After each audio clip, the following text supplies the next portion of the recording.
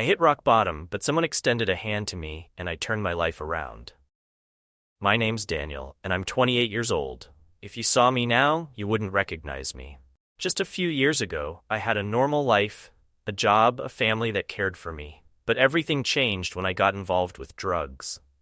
It started as just a little fun with friends, but it quickly turned into something I couldn't control. At first it felt great. I would hang out with my friends and someone would pull out a little bag. "Just try it," they'd say. And I did. It made me feel free, as if all my worries disappeared for a while. I was happy. But as the months went by, I found myself needing more and more. What started as a weekend escape turned into a daily routine. I lost interest in everything else: my job, my family, my future. I worked in construction and I used to love it. I liked working with my hands and seeing a project come together. But soon, the drugs took over. I began to show up late, miss days, and eventually, my boss called me into his office. I remember sitting in that chair, looking at him as he told me I was fired. It felt like a punch to the gut. I tried to argue, but deep down, I knew I had it coming. I was too busy chasing the high to care about anything else. After losing my job, things went downhill fast. My savings vanished, and I started selling my stuff just to keep using. I sold my games, my computer, even my guitar, something I had cherished for years. I thought I could stop anytime, but I was lying to myself. When I ran out of my things to sell, I started taking things from my parents' house. I snuck into their rooms, taking small items at first: jewelry, tools, anything I could sell for a quick fix. I justified it by thinking they wouldn't miss them, but I was wrong. My parents noticed when things started disappearing.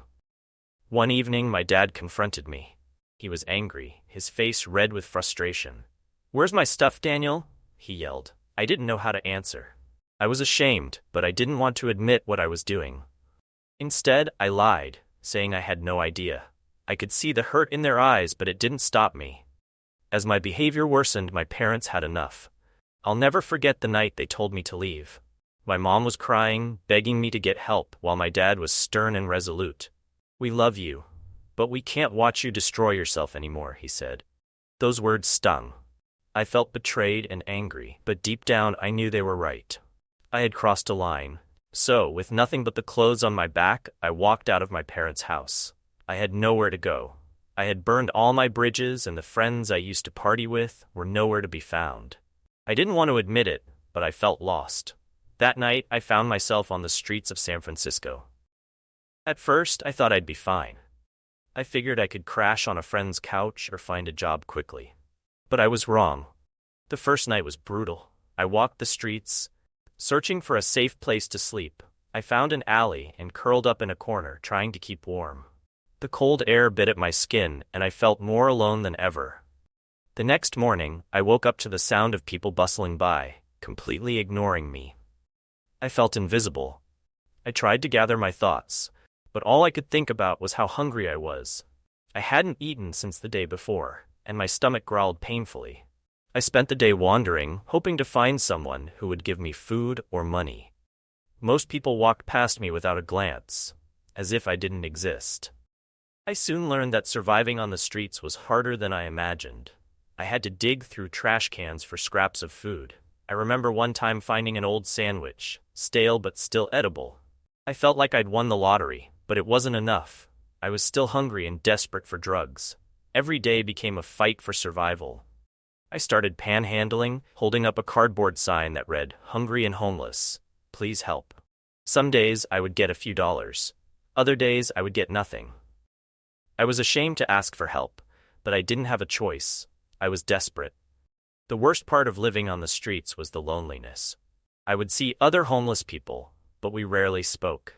Everyone was too focused on their own struggles. I missed my family, my friends, and the feeling of being loved. I started to realize how far I had fallen. I used to have a life filled with potential, but now I was just another face on the street. I tried to reach out to old friends, but they had moved on. They didn't want to be associated with someone like me anymore. I was alone, and that loneliness gnawed at me. I spent hours wandering the city, feeling lost and invisible. The drugs still called to me, but I had no money to buy them. As the days turned into weeks, I felt like I was fading away. The drugs had taken everything from me: and I was left with nothing but the cold, hard ground beneath me. I was living in a nightmare, and there seemed to be no way out. Life on the streets became my new reality. The first night was just the beginning of a long, painful journey. I thought I could survive for a while, but I had no idea how difficult it would be. San Francisco was beautiful, but it was unforgiving to those without a home. Every day was a struggle to find food. I would wake up early, hoping to catch the breakfast rush at local cafes. Some kind souls would leave leftovers outside, and I learned to grab what I could. I dug through trash cans, searching for anything edible. I found old pizza, sandwiches, and sometimes even fruit. I learned not to be picky. I just needed to fill my stomach. As the days passed, I faced the brutal reality of hunger. I could feel my body weakening. My clothes were dirty, and my hair was matted. I looked like a ghost of my former self. I started to become invisible to the world. People would walk by me without a glance, like I was just part of the scenery. It hurt. I felt like I didn't matter to anyone. Some nights were colder than others. I found myself shivering under the stars, wrapped in a thin blanket I had managed to find. I tried to stay warm by curling up into a ball, but it was never enough. I would lie awake, listening to the sounds of the city. The distant honking of cars, the chatter of people, and sometimes the yelling of other homeless individuals. I met a few people on the streets, but it was hard to trust anyone. Everyone was looking out for themselves. I saw fights break out over food, and I learned quickly that I had to be cautious. One night, I witnessed two men arguing over a spot to sleep. It escalated quickly, and before I knew it, they were throwing punches. I stepped back, heart racing, not wanting to get involved. I also had my share of fights. There was one incident where someone tried to take my blanket while I was sleeping. I woke up just in time to grab it back. It turned into a shoving match, but I was too weak to put up a real fight. The adrenaline surged, but I couldn't let go of the blanket. It was all I had to keep me warm. Drugs were still a part of my life, but they were harder to come by. I panhandled on street corners, hoping for a few dollars to feed my addiction. I felt ashamed every time I asked for help. It was a constant battle between the need for survival and the desire for the high. Most of the time, I would try to push the drugs out of my mind, focusing instead on finding food or a place to sleep. I tried to stay clean, thinking that if I could just get through the day without using, maybe I could turn my life around. But every night, the craving would return, pulling me back down. I found a small group of people who were also struggling. We would sit together, sharing stories and food when we could find it. We laughed sometimes, but the laughter felt hollow. We were all in the same situation, lost, alone, and desperate. I knew I couldn't rely on them, but it was comforting to be around others who understood my pain. Every day blurred together. I woke up, searched for food, tried to stay warm, and found ways to cope with my cravings. I thought about my family often, wondering if they were worried about me. I missed them more than I could express. My mom's hugs, my dad's advice, the feeling of being safe at home, all of it was gone. Some nights, I would sit in the park, watching families pass by. I felt like an outsider, peering into a world that was no longer mine. I wished I could be part of it again. I wanted to feel that love and warmth, but I was stuck in this dark place. The loneliness began to consume me. I tried to reach out to my parents, but pride kept me from picking up the phone. What would I say? I messed up? And now I need help? I couldn't bring myself to do it. I felt like I had failed them, and admitting it would only make it worse. So I continued my life on the streets, feeling like a ghost. Each day felt like a never-ending cycle of despair. I knew I had to make a change, but I didn't know where to start. I was lost in a world of shadows, struggling to find my way back to the light. The moment I hit rock bottom is etched in my memory like a scar that refuses to fade. I had been living on the streets for months, and my body and spirit were utterly exhausted. I was worn down by hunger, cold, and a relentless craving for drugs. Each day blurred together in a haze of desperation and despair. After a few days of trying to stay clean, I found myself overwhelmed by the familiar pull of addiction. I was wandering through a part of San Francisco that I usually avoided, a place filled with dark alleys and shady deals.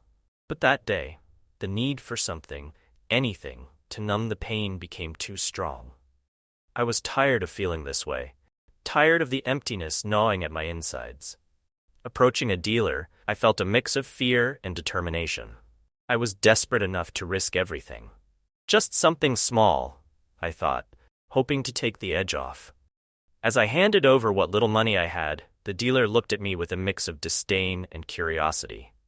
"You sure you can pay me back?" he sneered. My heart raced as I nodded, convincing myself that I would figure it out later. I took the small bag and hurried away, my hands shaking with anticipation. But when I finally tried to use it, I realized I had made a grave mistake. The high didn't last, and soon I was left feeling worse than before. Panic set in as I realized I couldn't pay the dealer back. My mind raced, and I could feel the walls closing in around me. Later that night, the dealer found me again. His face was twisted in anger, and my stomach dropped.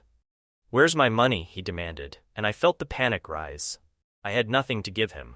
I tried to explain, but he wasn't interested in excuses. He grabbed me by the collar, shoving me against the wall. My heart raced as I realized just how dangerous this situation was. "Please, just give me some time," I pleaded, but my words fell on deaf ears. His eyes were cold, and I could see the darkness behind them.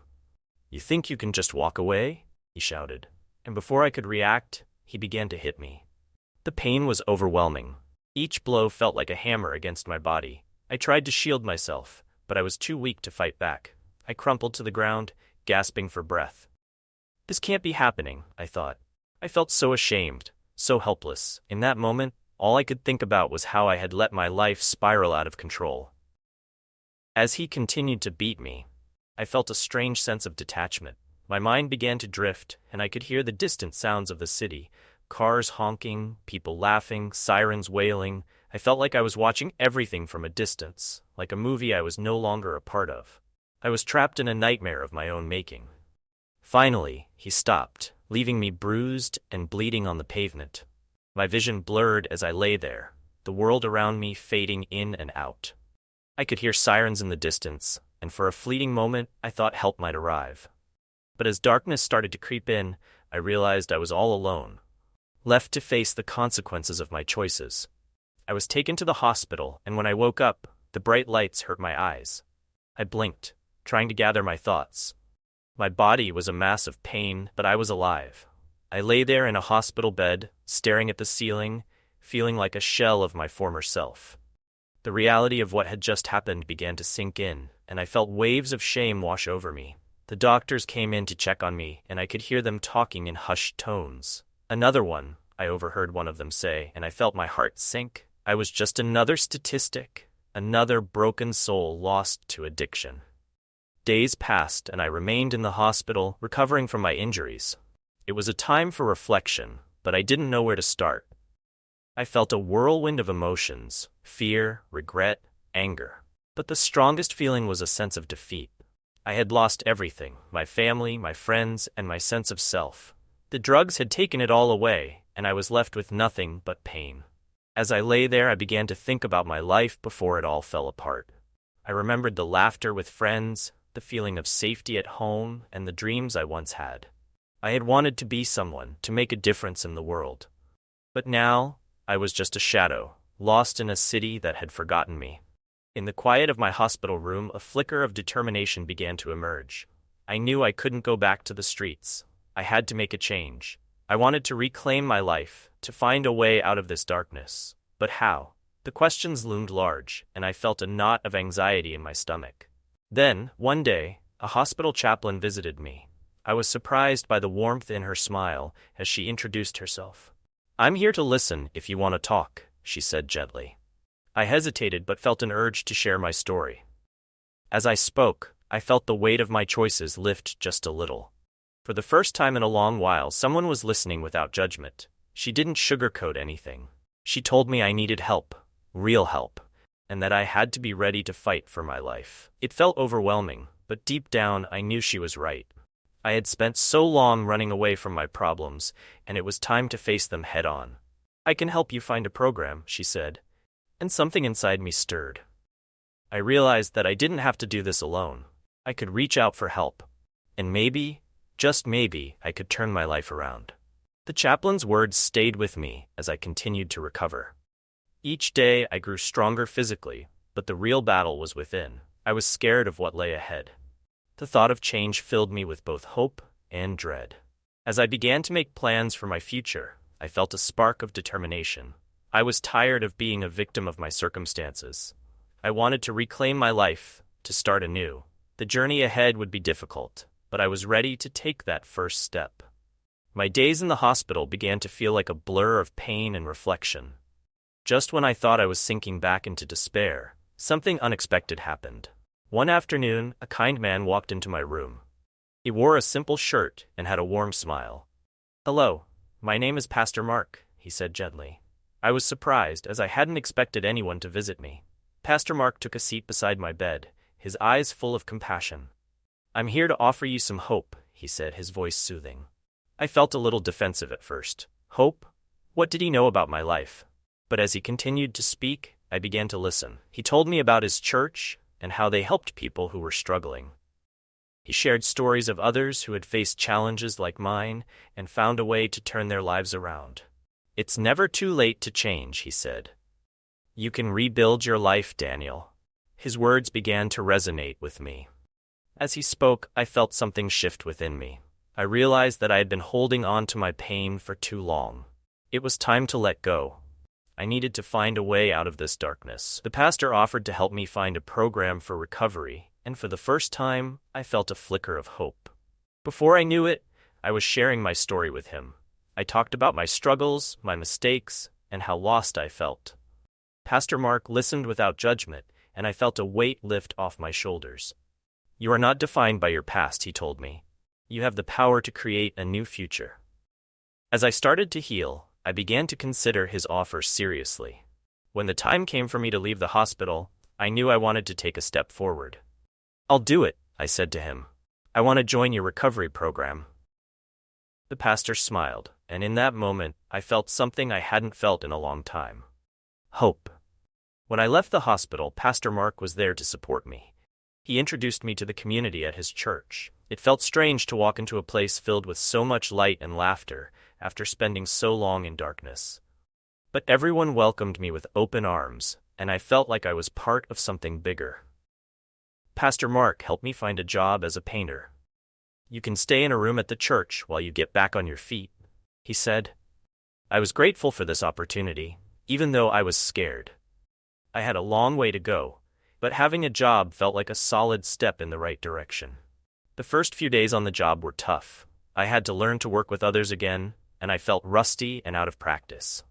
But as I painted walls and met new people, I started to feel more alive. I was part of a team, and I found joy in creating something beautiful. The smell of fresh paint filled my senses, reminding me of a simpler time in my life.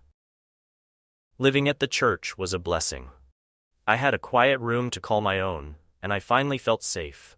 I spent my evenings reflecting on my life and the choices I had made. I prayed often, seeking guidance and strength. Pastor Mark was always there to talk, offering encouragement when I needed it most. Slowly, I began to rebuild my life. I attended meetings where I met others who were on the same journey. We shared our stories and supported each other, forming bonds that felt genuine. For the first time in a long time, I felt connected to others. I realized that I didn't have to face my struggles alone. Every day was a new opportunity to learn and grow. I found joy in the little things. The sun shining through my window, the laughter of the children at the church, and the sense of purpose that came with my work. The more I immersed myself in this new life, the more I felt the chains of addiction start to loosen. As the months passed, I could see the change in myself. I was no longer the broken man who had wandered the streets. I had a future ahead of me, and I was determined to embrace it. With Pastor Mark and my new friends beside me, I began to believe in the possibility of a brighter tomorrow. The transformation in my life continued as I embraced my new routine. I woke up every day with a sense of purpose. I was no longer defined by my past mistakes.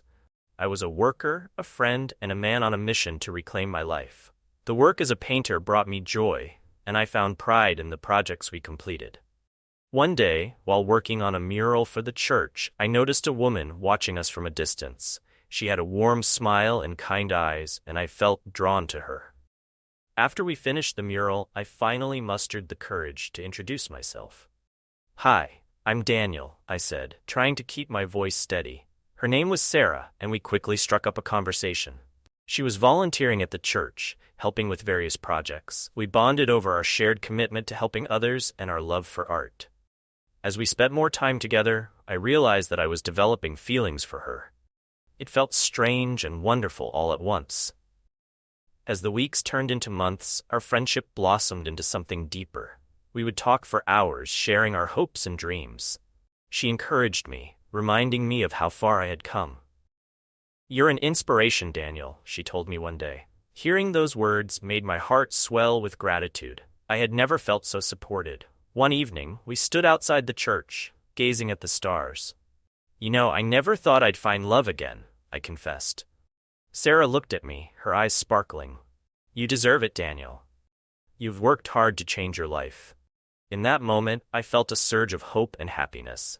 As our relationship deepened, I started to think about the future. I wanted to build a life with Sarah, a family grounded in love and understanding. One night, I found the courage to ask her, "Would you consider being my partner in this journey?" She smiled, and her eyes filled with tears. "Yes, I would love that," she replied, and my heart soared. With Sarah by my side, we took on new challenges together. We volunteered at the church, helping others who were struggling. I found joy in giving back, and I realized that my past experiences had prepared me to help others facing their own battles. I became an advocate for those in recovery, sharing my story to inspire hope. As time went on, I saved enough money to start my own small painting business. It was a dream I had never thought possible. With Sarah's support, I took the plunge, and it felt exhilarating. We worked together, turning my dream into a reality. I hired a few others who were also in recovery, and creating a team that felt like family. The love between Sarah and me continued to grow. We eventually got married in a small ceremony at the church, surrounded by friends and loved ones. I felt a sense of joy I had never known before. As I stood next to her, I knew that we were building a life filled with hope, love, and purpose. Soon after, we welcomed a beautiful baby boy into our lives.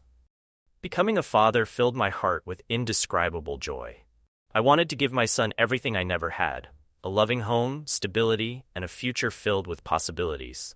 I promised myself I would break the cycle of addiction in my family, and I was determined to do it. As I watched my son grow, I felt a sense of fulfillment I had never imagined. I had come so far from the lost man I once was. Each day, I woke up grateful for the second chance I had been given. I was no longer just surviving. I was thriving. My journey had taught me that redemption is possible, and it starts with a single step. I had faced my demons and emerged stronger. I learned that love, support, and community could help anyone find their way back from the darkness. Today, I own my own painting business, and I am an active member of the church. I share my story to inspire others, reminding them that no matter how far they fall, they can always rise again. I am proud of the life I have built with Sarah and our son, and I look forward to a future filled with love, laughter, and hope. I may have hit rock bottom, but I found a way back up. And now, I embrace each day with a grateful heart, ready to face whatever challenges come my way. Thank you for watching. Don't forget to like, subscribe, and hit the notification bell so you never miss our next video. See you next time.